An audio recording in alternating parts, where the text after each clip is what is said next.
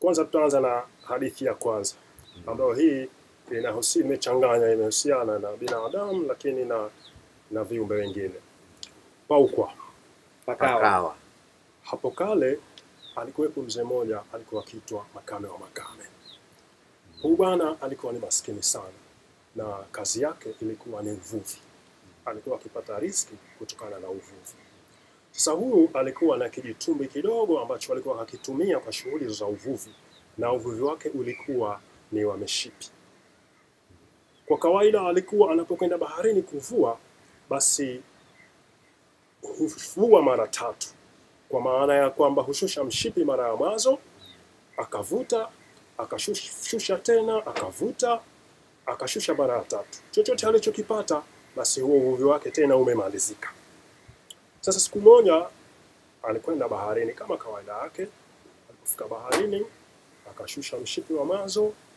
Kwa bahati alipovuta ule mshipi ukawa umenasa kulabu. Akalitoa kulabu, ni kombe moja kule pwani. Akalivuta akatia chomboni. Akashusha mshipi mara ya pili. Alipovuta akakuta mna kigae cha chungu. Akasema, "Bwana, leo mambo haya."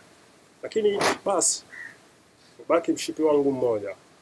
Kwa hiyo alishusha mshipi wa 3 ambao kwa kawaida huo unakuwa ndo wa mwisho. Aliposhusha mshipi wa 3, alipofuta mna kichupa kidogo. Akasema, leo si bahati yangu kupata chote, lakini basi hiki kichupa kitanisaidia japo kwenda kutilia mafuta ya taa. Akakunja mshipi wake, akaanza kuvuta mtumbi wake kwa kurudi ufukweni.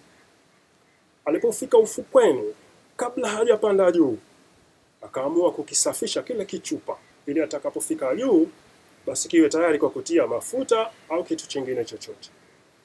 Akakifungua kizibo. Mara tu baada ya kukifungua kizibo, ulitoka moshi mwingi sana, ukapaa juu angani, lakini hafla ikatokea kiumbe cha maajabu. Alikuwa ni shetani. Kubwa kabisa. Yani alimtizama juu, haoni alikofikia, lakini na chini kenda mbali sana. Sasa akashtuka sana. Yule shetani yule akamwambia, "Wewe utakuwa ndo chakula changu." Yani jini anamwambia yule Makame kwamba wewe utakuwa ndicho chakula changu. Sasa yule akashtuka, akajitetea, akamwambia, "Itakuwaje? Mimi nimekutoa katika chupa hii. Ulikuwa uko baharini na nimekutoa katika chupa hii, sasa uko huru. Halafu sasa mimi ndo niwe chakula chako." Akamwambia, "Ndio." Akamwambia, "Mimi nilitupwa baharini. Kuna visa vilivyotokea vikubwa sana mpaka nikatupwa baharini. Kama ni adhabu yangu. Sasa nikaweka nadhiri kwamba katika miaka 99 atakayetokea yoyote kuja kuniokoa na kunitoa katika chupa hii, basi huyo atakuwa ni rafiki yangu milele na nitampa utajiri wa kutumia katika maisha yake." Sasa niliishi baharini katika chupa hii miaka 99, hajatokea kiumbe yoyote kuja kuniokoa. Kwa hivyo nikabadilisha nadhiri yangu, nikaweka nadhiri nyingine. Kiumbe yoyote atakayekuja kunitoa katika chupa hii, huyo atakuwa ndo chakula changu cha mwanzo. Kwa sababu ule muda niliupanga umeshapita. Sasa nimeishi miaka 90, hakuna mtu alioniokoa. Wewe umekuja, huu sasa ni mwaka wa 100. Kwa hivyo wewe utakuwa ndo chakula changu. No, akamwambia hapana, haiwezekani. Sasa kwa kuwa wapo ufukweni pale, katika mjadala wao ule kidogo wakakutana na mnazi. Kwa sababu mnazi ni miti ambayo ipo karibu na pwani. Sasa pale waliuliza mnazi. Yule mzee Makame aliuliza mnazi, "Hebu mnazi tusaidie.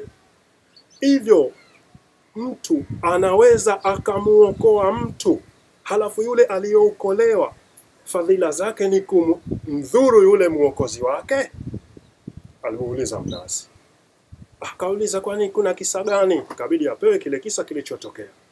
Mnazi ukasema, "Ni kweli inawezekana hivyo. Mtu aliyeokolewa akamdhuru yule muokozi wake. Hivyo vinakuwa kwa sababu mfano mdogo tu, mimi mnazi, nyinyi binadamu mnaangusha nazi kutoka kwangu na madafu, mwisho mnakata makuti, mnaezekea nyumba zenu, lakini hiyo haitoshi. Mwisho mnanikata kigogo mnachanja kuni au mnafanya miti ya kujengea nyumba zenu? Sasa kama ni fadhili, ilikuwa tena mimi hamna haja ya kunikata, nishawafawa kwa nazi, madafu, makuti, ilikuwa miezi. Kwa hivyo na wewe una haki ya kule. Akamwambia sasa unasikia maneno? Akamwambia sikiliza, shahada mara 3. Tutafute kiumbe chingine tuulize. Basi pale pale tu akaenda mbali kidogo amkuta ng'ombe kafungwa sehemu zile karibu. Akamza huyu hapa atatusaidia. Akamwambia hebu tufahamishe ng'ombe. Na yeye akampa ile hadithi ilivyo. Akasema ni mahala pako uliwe. Kwa sababu mimi ng'ombe mimi mnapata maziwa. Lakini haiwatoshi, mwisho mnanichinja, mnakula na nyama. Kwa hivyo na wewe uliwe. Ikawa sasa mtihani mkubwa. Lakini kabla ya kwenda mbali alitokea kiumbe mwingine. Huyu ni mtu. Lakini huyu jina lake anaitwa Abunuwasi. Abunuwasi katika ezi hizo alikuwa ni mtu mmoja mweledi sana, yani ni mwenye utambuzi wa mambo.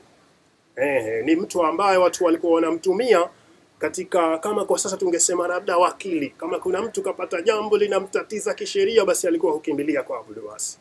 Sasa alitokea pale. Ikabidi na yeye wakamtaka kupata mawazo pale. Akapewa ile hadithi, yule jini akajieleza.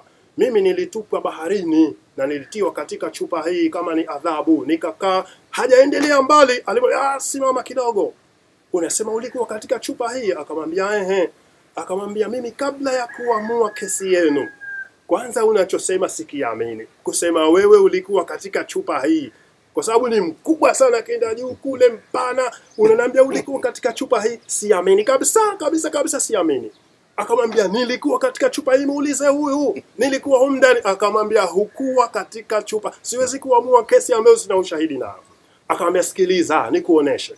Kama huamini, angalia nilikuwa hivi. Pale pale ulianza kufanya moshi, ukaanza kuingia katika chupa moshi mpaka ulipomalizika. Abunuwasi akakizibo akakifunga. Akamwambia chukua chupa, nenda kaitupe baharini mbali sana. Basi akachukua chupa akaenda kaitupa na hadithi ikamaliza. Shamaliza.